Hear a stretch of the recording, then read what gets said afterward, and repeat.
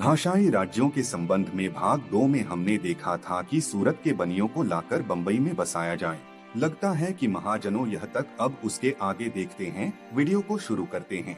ने अर्थात सूरत के बनियों बिरादरी वालों ने बम्बई आने के खतरों को ध्यान में रखते हुए कुछ विशेषाधिकार पाने का आश्वासन मांगा हो। कंपनी सरकार ने महाजनों के इस प्रस्ताव पर अपनी सहमति दे दी हो। 10 जनवरी को सूरत काउंसिल ने कपन्नी को लिखा, महाजन या बनियों की मुख्य काउंसिल आपके उस कृपापूर्वक उत्तर से बहुत संतुष्ट लगी जिसे आपने सैमसंग जहाज से भेजी गई उनकी याचिका के उत्तर में भेजा था। इस याचिका में बम्बई आने से संबंधित विशेषाधिकारों की मांगों का उल्लेख था।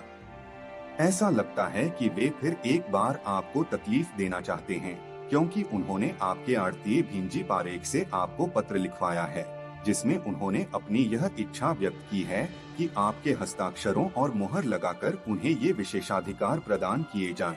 इन विशेषाधिकारों को पाने के लिए उन्होंने अपने पत्र में कारण भी दिए हैं। उनका यह पत्र आपकी अन्य डाक के साथ फाल्कन नामक जहाज से भेजा जा रहा है। उनके इस प्रकार के अनुरोध की पुष्टि के लिए उन्होंने जो तर्क प्रस्तुत किए हैं उनमें थोड़ा वजन है। उनका कहना है कि मान्य कंपनी तो कालातीत है और उसके अध्यादेशों में बल भी होता है, किंतु कंपनी के प्रधान और परिषद के सदस्य तो बदलते रहते हैं और ऐसा देखा गया है कि उत्तरवर्ती प्रधान और सदस्य अपने पूर्ववर्तियों द्वारा प्रदत्त सुविधाओं को बदल देते हैं। इसलिए उन्होंने आपकी सेवा में यह याचिका दी है और चाहते हैं कि आप उसे स्वीकृति प्रदान करने की कृपा करें। इस याचिका पर हमारी सादर सम्मति यह है कि इसमें ऐसा कुछ भी नहीं है जिससे आपको किसी तरह का नुकसान पहुंचने की गुंजाइश हो, उल्टे इसे मान लेने पर पर्याप्त लाभ होने की संभावना नजर आती है। इसलिए गुजारिश है कि आप जैसा उचित समझें उन्हें सुविधाएं देने की अनुकंपा करें। आशा है आप इस याचिका का समुचित उत्तर शीघ्र देने की कृपा करेंगे। इससे उनको शांति मिलेगी और आपके हितों को भी कोई नुकसान नहीं पहुँचेगा। 32वें विशेषाधिकार क्या थे जो उन गुजराती बनियों ने ईस्ट इंडिया कंपनी से मांगे थे? दीव शहर के नीमा पारेख नाम के किसी प्रसिद्ध बनिये की निम्नलिखित याचिका से उनका कुछ स्वरूप स्पष्ट हो जाएगा। कमाननीय कंपनी से अनुरोध है कि वह उसे घर बनाने या भंडार घर खोलने के लिए इस कस्बे में या इसके आसपास बिना किराए के अपने विवेक के अनुसार जमीन आवंटित करने की कृपा करें। उसे और ब्राह्मणों, गौड़ों या पुरोहितों को उनकी जाति के अन्य लोगों के साथ यह सुविधा प्रदान की जाती है कि वे अपने अपने घरों में अपने धर्म के अनुसार बिना किसी बाधा के आचरण कर सकेंगे। अन्य किसी भी व्यक्ति को उनसे छेड़छाड़ करने की छूट नहीं दी जाएगी। किसी भी अंग्रेज, पुर्तगाली या किसी भी ईसाई अथवा मुसलमान को उनके परिसर में बसने की अथवा वहां किसी जीवित प्राणी का वध करने की या उन्हें किसी प्रकार की चोट पहुंचाने की या उनका अपमान करने की अनुमति नहीं होगी। और यदि कोई उनके परिसर में ऐसा करते पाया गया और सूरत के गवर्नर को या बम्बई के डिप्टी गवर्नर को तत्संबंधी शिकायत मिली तो अभियुक्तों को कड़ी से कड़ी सजा दी जाएगी। उन्हें अपने रीति रिवाजों के अनुसार मृतक का शव दाह करने की छूट होगी। शादी ब्याह के मौके पर सभी रस्में पूरी करने दी जाएंगी तथा किसी भी उम्र के व्यक्ति को या स्त्री पुरुष में से किसी को किसी भी शर्त पर जबरन ईसाई धर्म अपनाने के लिए मजबूर नहीं किया जा सकेगा और न ही उनकी मर्जी के खिलाफ बोझा ढोने को बाध्य किया जाएगा। उसे और उसके परिवार को निगरानी और रखवाली से संबंधित सभी प्रकार के कर्तव्यों से मुक्त रखा जाएगा। न तो कंपनी और न ही गवर्नर, डिप्टी गवर्नर या परिषद या और कोई व्यक्ति किसी भी बहाने उसे निजी या सार्वजनिक कार्यों के लिए रुपया उधार देने को बाध्य नहीं कर सकेगा।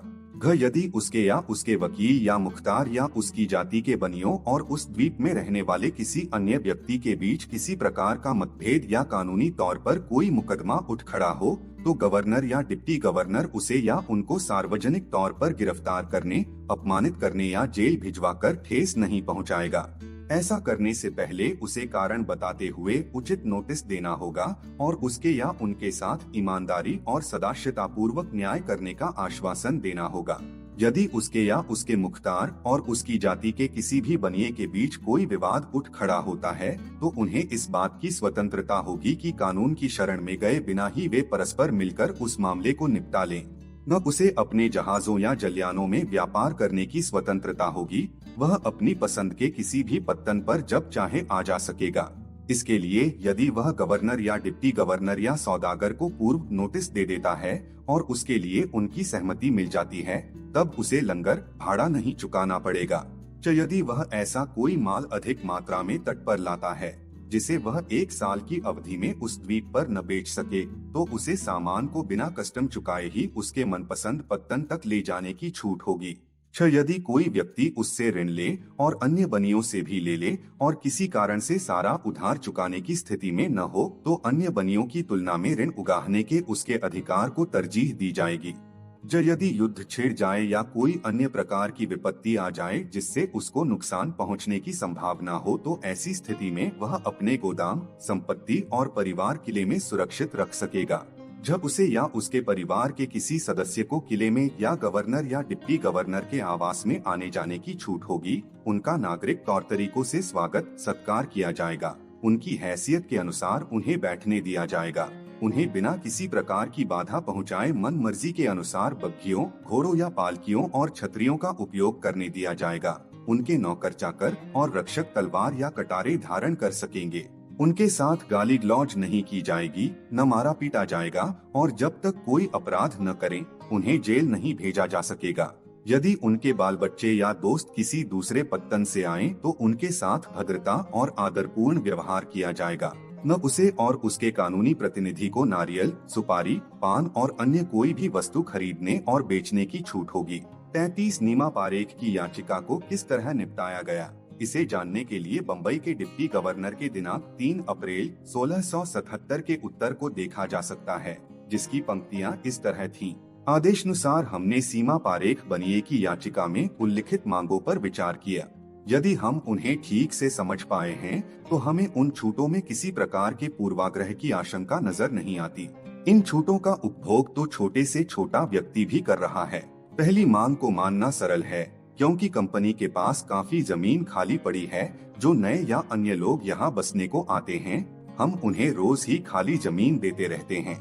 जहाँ तक दूसरी मांग का संबंध है, प्रत्येक व्यक्ति को उसके धार्मिक कृत्यों को पूरा करने की छूट मिली हुई है। उन्हें शादी विवाह की रस्में मनाने और भोज देने की अनुमति है ही। बनिए तो मृतकों के शवों को जलाते ही हैं। उनमें किसी प्रकार की बाधा नहीं आने दी जाती। हमने बनियों के घरों के पास किसी को न तो जीव हत्या की अनुमति दी हुई है और न ही कोई व्यक्ति किसी के घर या परिसर में बिना उसके मालिक की इजाजत के घुस ही सकता है। लोगों को उनकी इच्छा के विपरीत ईसाई बनाने के लिए बाध्य करने का तो कोई सवाल ही नहीं है, क्योंकि सारी दुनिया इसके औचित्य का प्रतिपादन करती है कि व्यक्ति को उसकी इच्छा के बिना कोई कार्य करने को बाध्य होना पड़ता है। कोई भी बनिया, ब्राह्मण, मूर या ऐसा कोई अन्य व्यक्ति निगरानी रखने और रखवाली करने का काम करने को बाध्य नहीं है। इसलिए नीमा की इस मांग को माना जा सकता है। चौथे अनुच्छेद वाली मांग वस्तुतः एक विशेषाधिकार है, किंतु वह किसी हिंदू, ईसाई या किसी अन्य व्यक्ति को पहले से ही मिले अधिकार से अधिक की अपेक्षा नहीं करती। इसे कानून और न्याय के हाथों से छूट मांगना भी नहीं कहा जा सकता। इसमें तो बस इतनी भर मांग की गई है कि जो न्याय मिले वह आदर पूर्वक मिलना चाहिए। इसके बारे में उसके मन में किसी प्रकार का संदेह नहीं रहना चाहिए। जहाँ तक उनके परस्पर मतभेदों को सुलझाने की बात है, महामना ने उनको ऐसा कर सकने का अधिकार पहले से ही दे रखा है। जहाँ तक पांचवी मांग का सवाल है, प्रति टन 1 रुपए का लंगर शुल्क अब पूरी तरह उठा लिया गया है। अब 100 टन के लिए 1 रुपए का नाम मात्र का शुल्क लिया जाता है, जो इतना महत्वहीन है कि हम इसके लिए अड़े रहें, यह आवश्यक नहीं है। यदि वह हट करता है तो इसका असर तो पड़ेगा ही, पर यह मामला इतना तुच्छ है और इसका संबंध केवल उसके जलियानों तक ही सीमित है, इसलिए इसे भी आसानी से माना जा सकता है। यदि हम ठीक से समझ पाए हैं तो छठी सुविधा तो अन्य सभी लोगों को उपलब्ध है, उससे अधिक कुछ नहीं है। यदि वह चाहता है कि जो सामान वह बेच नहीं पाए उसका लदान करते समय या उसे उतारते समय उसके लिए उसे कस्टम न चुकाना पड़े, तो ऐसा करने से कंपनी को भारी नुकसान उठाना पड़ेगा, क्योंकि उन्होंने 2 वर्षों के लिए कस्टम ड्यूटी से होने वाली आय का हिसाब किताब बना लिया है। हमारा विश्वास है कि उसके यहाँ बस जाने से होने वाला लाभ भी उस समय तक नुकसान की भरपाई नहीं कर पाएगा, जब तक कि कस्टम फिर से कंपनी के हाथों में न आ जाए।